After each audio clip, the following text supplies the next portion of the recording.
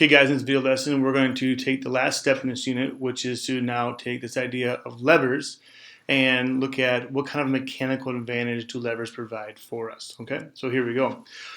First of all, what is mechanical advantage generally speaking? So anytime we have a ratio between our effort and our resistance, that's going to be our mechanical advantage.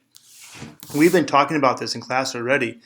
Mentioning that you can amplify force, get it 5 times more force, or half the distance. We've been using these ratios already. We just have never named them before. So that's all we're doing right now is saying, hey, that ratio we've talked about before, it's called the mechanical advantage. All right.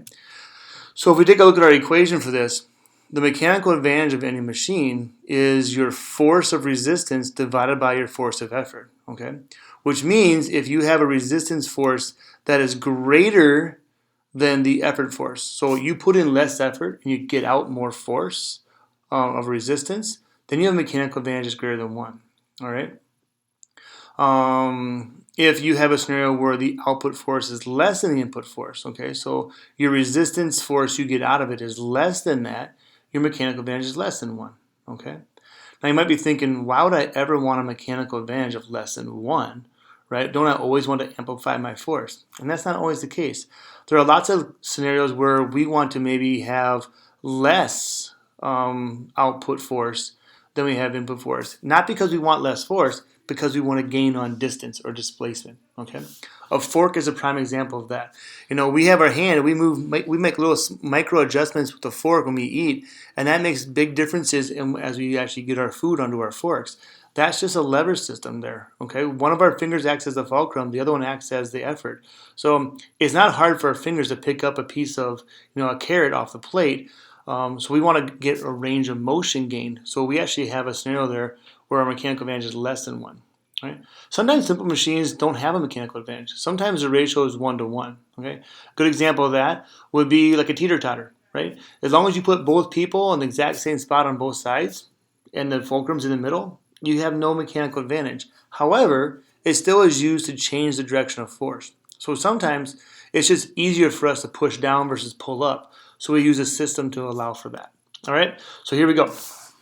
If we have this scenario of mechanical advantage, now what happens when we want to make it ideal? Okay, so this idea of being an ideal mechanical advantage, we're now looking at this idea of comparing the displacement that goes in versus the out for the displacement. Notice before, we just called this mechanical advantage because in a true scenario, the forces in versus the forces out, you may not have an ideal scenario, which means you may lose some of that force. You may lose some of that work to friction, to sound, to just inefficiencies of your machine itself. So we always call this just mechanical advantage when we talk about force to force. However, when we look at the ratio of your distance of effort between your distance of resistance, this is now an ideal scenario because you don't lose distance on your mechanical or your levers if there is inefficiencies there, but you can lose force. Okay, so anytime we need to work with ideal mechanical advantage, we want to focus on the distances, not the forces, as we work through that. Now, a lot of times the mechanical advantage of the IMA can be calculated depending on the type of machine you have. We're focusing on levers here, so all the talk we're going to talk about is going to be lever design. In particular, when it comes to levers, because we have a movement of our distance effort and our distance resistance, that correlates back to the length of the lever arms themselves. All right. So if we have a lever arm, and I'm just going to kind of draw one here for you. If we have a fulcrum here, and we have a lever arm going across our fulcrum, and we have a pivot point right there. From here to here, if I'm pushing down here, so if I'm going to have my force of effort is pushing down right here, and my resistance force is being pushed up here, my distance from here to here, that would be my length of my effort arm. Okay. If we take a look at from here all the way out to here, that's my length of my resistance arm. Okay. Now, first class levers are easy. Sometimes people get a little messed up when it comes to other class levers.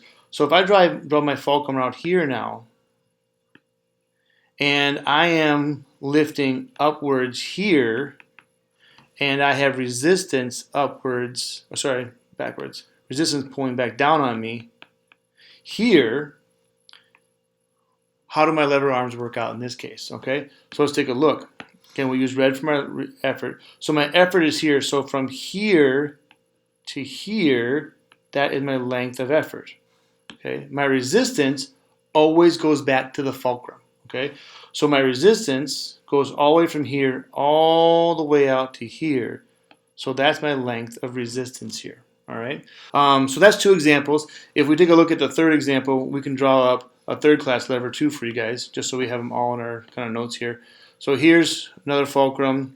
Here I have my force of resistance in here, and if I had force of effort out here, then my effort length would be all of that, and my resistance length would be just that, okay? So again, we always go back to that idea of a fulcrum. It is your point of resistance or point of effort from that fulcrum is our lengths here, okay? And we actually can measure it right down the length of the actual lever arm, okay? The difference between LE and DE sometimes confuses students also, all right? So let's go back to our first class lever, and we'll talk about what we mean by that. Actually, I'm going to redraw on a new one for you guys. So if I have a lever sitting here, and let's assume that it runs up like this, and I'm sitting down here, and there's something sitting on this lever, okay? If I'm standing here, nice and tall, and I push down on this side of the lever, my flowing locks, I push down on this side of the lever, that's going to be my force of effort over here, and my force of resistance is over here, okay? Taking a look at our arms again, so my LE would be this, my LR would be that. Okay, so that's my lengths of my arms. Okay, now what would it look like if we talked about the distance though?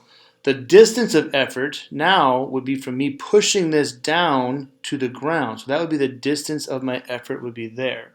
Okay, which means that the ability for this to raise up, however high that would go up, that would be my distance of my resistance, okay? So really the D's are how far the arm travels vertically, up and down. Oops, get rid of that. Okay, it's how hard that it travels vertically up and down. And the LE is the length along the actual arms, that kind of stuff, all right? Both of them work out the same type of ratio, so we can use either one to solve this. But you might be given different kind of information as you go through a problem like this. Okay? So now that we know what these ratios mean, there are mechanical advantages, we can actually do a little practice for that. All right? So go ahead and pause the video here and work through this problem, see how you can do on that, and we'll give you a solution here in a second. Okay, guys, here we go for this practice. So the first thing I did was I sketched it out. Okay? So if we go down here, I drew in my fulcrum, and I did it in the middle. And the reason why I put the fulcrum in the middle is the fact that I was looking at the problem, and we were pressing down on one side and rising up on the other. So if one side presses down and the other side rises up, that means my fulcrum has to be in the middle, which means I have to have a first class lever. Okay, so that's the first thing I did. So I sketched it out. I had a 2-foot change in my distance of effort, and I got a 10-foot change in my distance of my resistance here, and that's where my starting point was. Okay, so now our next step is to identify what's the ideal mechanical advantage for this system. All right, so we know that our mechanical advantage is the distance of our effort divided by the distance of our resistance. So we have 2 over 10, or basically we have a 1/5 mechanical advantage. What that means to me is that this machine is going to amplify my distance at the cost of reducing force for me. Okay, so that's what this machine is doing because my mechanical advantage is less than 1. Okay, so mechanical advantage is less than 1 here. All right, so that's what we're going to be doing with this one.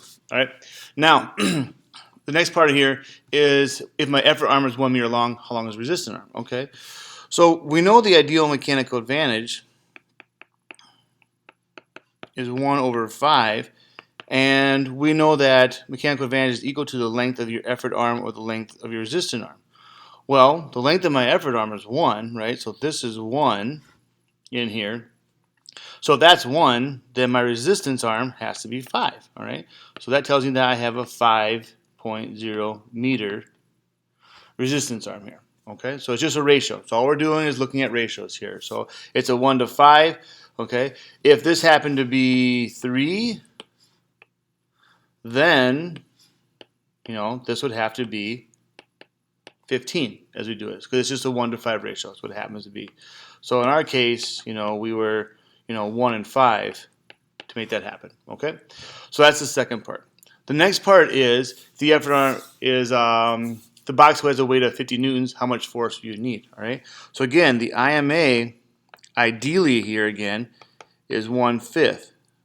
So now we know that it's our force of resistance over our force of effort in an ideal scenario. Okay. And our force of resistance here, we know if we break this down as 1 over 5, and force resistance is 50 newtons.